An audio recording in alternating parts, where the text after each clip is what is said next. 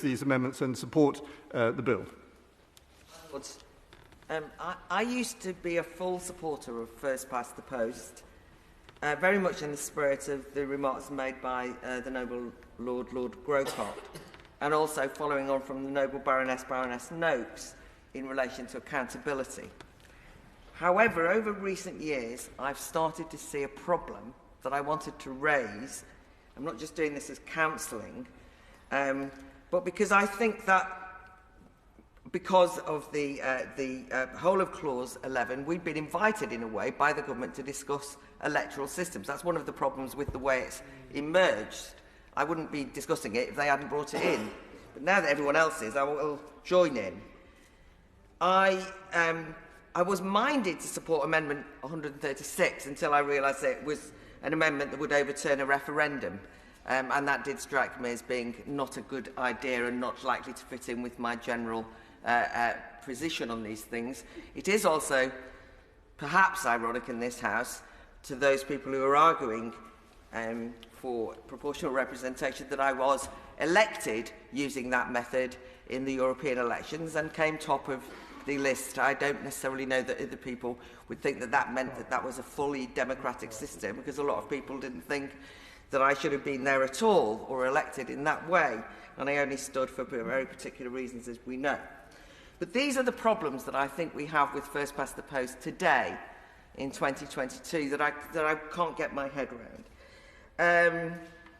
We want to reassure through this bill voters that elections are watertight in terms of fairness and that elections represent what they want as voters. In a number of debates so far, we've discussed our worries about different clauses in the bill that might be seen to be disenfranchising voters. Sometimes I think overwrought worries, but nonetheless. But it does seem to me that first past the post, in lots of ways, does make many people's votes redundant and represents a frustration with what's happening politically. So I remember before the 2016 referendum, I was invited to a think tank gathering at which most of the people at that gathering were supporters of remaining within the European Union. And they assumed that I was as well, because that's what nice think tankers did, and they just assumed. And they said, one of the problems we've got is that this referendum won't be taken seriously if we don't get a big turnout. What can we do to get a big turnout? And the consensus in the room was, what had to be said was that the vote in the 2016 referendum was a once-in-a-lifetime vote, where for once every single person's vote in that referendum would count. And actually, they went out and argued that, and very successfully, the nation then said, my goodness, for once my vote really will count. And as a consequence of which, people took it really seriously that they were being asked to make a big constitutional decision, and that this was one election where their vote, each and every individual vote, meant something.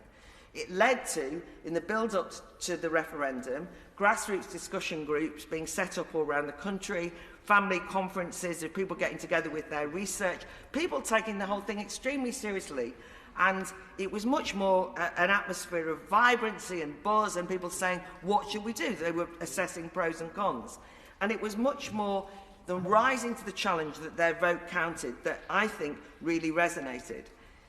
That was particularly true after the 2015 election, because something peculiar happened in that 2015 election that should concern us, and that's the story of what happened to the Greens and what happened to UKIP, two parties that I didn't and don't support. But they were ill-served in that election. One of them won 12.5% of the national vote, nearly 4 million votes, but only got one MP. Another got 1,157,630 votes, but only got one MP. But if PR had been used, they might have got over 30. That must mean, surely, that lots of people will have felt, millions of people will have felt disenfranchised and not represented, because those votes that were made practically had no impact on the political makeup of Parliament. Now, this is not the same as voting Labour and kind of losing to the Conservatives, or voting Conservative and losing to Labour, or losers' consent. I'm talking about parties that can't find a way of getting represented in a political system because they can't break through the way that the first past the post works. And I do think it therefore challenges my commitment to one person, one vote. I'm worried about locking out people, neutering their views, telling people that their views don't matter, it doesn't make any difference. And so I do worry that the two-party system ossifies political division permanently into the two main parties.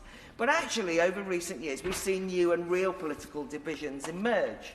And how do we allow voters to feel as though their collective democratic clout can represent those different divisions?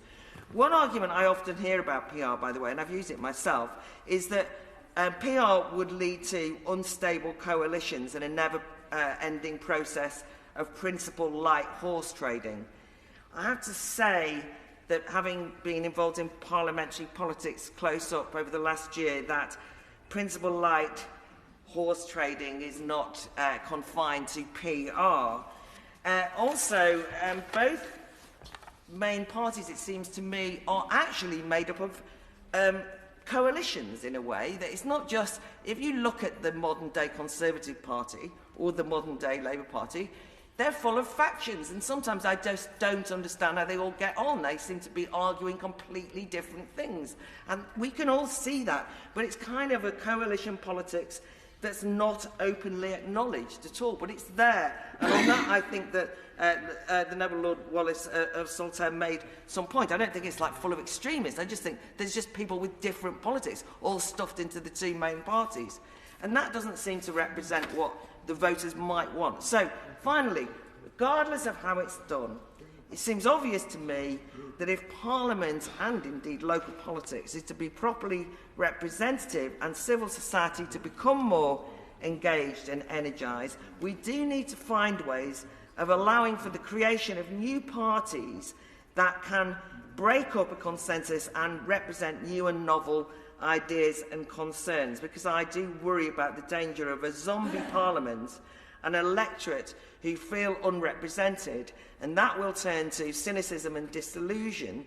And fatalistically, if you believe that your vote can't count in the way that it should, then us having an elections bill in which we keep talking about the voters and them feeling included will actually be a complete waste of time. So there's a problem here. My Lord.